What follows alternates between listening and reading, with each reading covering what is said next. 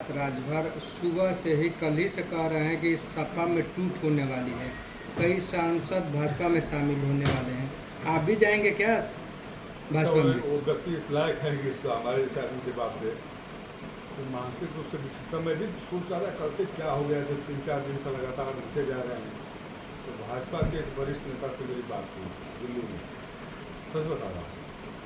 उन्होंने कहा कि आपने घोषित लोकसभा में उसके पहले उपचुनाव में जो इसकी दुर्गति कर दी, ये हमारे नेतृत्व को पता चल गया है कि इनका कोई जनाधार नहीं है और एक भी सीट देने के लिए तैयार नहीं है।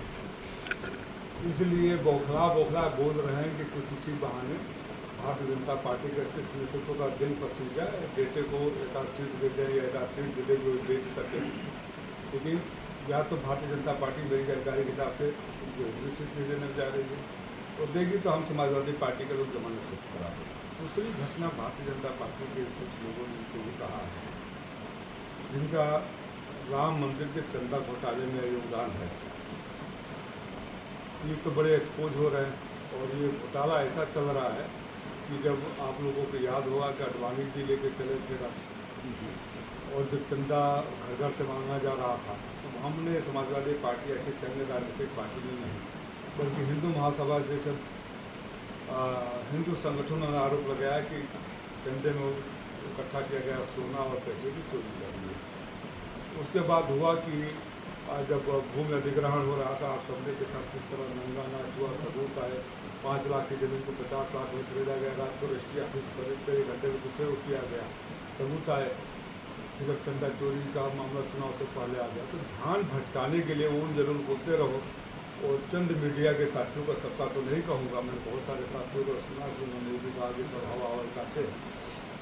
कुछ मीडिया के साथियों के साथ बैठकर इसको धमाल बता दें कि समाजवादी पार्टी भूल जाए चंदा वाली बात और इनसे उलझ जाए। मैं इनको इस लायक भी नहीं समझता हूँ। आदरणीय सनातन पांडे जिसमें मेरी बात हुई, हम लोगों ने सोचा है कि मंदिर के चंदा को तो ये लूट लिए, हम लोग चंदा देकर तीनों बाप बेटे का बंगलोर में एक बहुत बढ़िया हॉस्पिटल है, महान एशिया का सबसे बड़ा मेंटल हॉस्पिटल है, वहाँ इनका इलाज जरूर कराएंगे हम लोग। तो सांसद जी, आप लोग टूटेंगे कि नहीं टूटेंगे? आपने कह दिया कि नहीं टूटेंगे। अरे वो अगर टूट कर अगर आ जाए ये तो फ्रस्ट्रेशन मेरे भाई उसी का है। जब इनको पता चल गया कि भारतीय जनता पार्टी को सीट नहीं देनी है, तो तमाम लोगों के पास फिगर भेजे कि गलती का, जैसे जोगी जी मोदी जी को, अमित शाह जी को गाली दिए थे ना, जाकर माफ़ी मांग ली, पैर पकड़ लिए, तो वहाँ से गलती मिल गया। अब पता चल गया कि वहाँ से पत्ता साफ हो रहा है। तो हमारे लोगों के लिए राष्ट्रपति जी ने साफ मना कर दिया था कि ऐसे लोगों के लिए हमारे पास कोई जगह नहीं है। तो किसी आदमी बिल्ली का नोचे, ये बदहवासी में मानसिक विक्षिप्तता का पराकाष्ठा है जो इस तरह उन जरूर बोल रहे हैं। लेकिन मैं निश्चित रूप से आपसे कह रहा हूँ, और बागी बलिया का मैं हूँ, सनातन पांडे जी है, वो नहीं है। बलिया में आए थे तो बलिया के लोगों ने भगा दिया। बनारस में इनके पुत्र भाजपा से लड़ने के, हमारे तरफ से लड़ने के भाजपा के खिलाफ लतिया दिए गए। घोसी में आ गए तो घोसी के लोगों ने भगा दिया। अब आजमगढ़ पहुँचे हैं, बंजारों के तरह होते हैं ना, बंजारे होते हैं, जगह जगह अपना डंडा डालते रहते हैं। बनारस हो गया, गाजीपुर हो गया, बलिया हो गया, मऊ हो गया, आजमगढ़ जा रहे हैं। तो उनको आजमगढ़ से भगा के एकदम प्रदेश की सीमा के बाहर कर दिया गया। एक भी समाजवादी पार्टी का सांसद टूटेगा नहीं, न कल टूटा था, न आज टूटेगा, न कभी टूटेगा।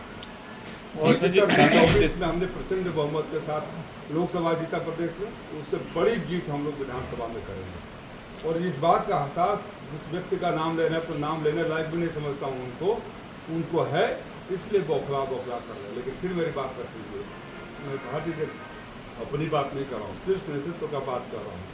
इनको बमुश्किल एक सीट इनके लिए देगा, जिसको समाजवादी पार्टी हरा देगी। ऐसी में छटपटाएंगे, शायद टिकट बेचने को इस बार मिलेगा नहीं।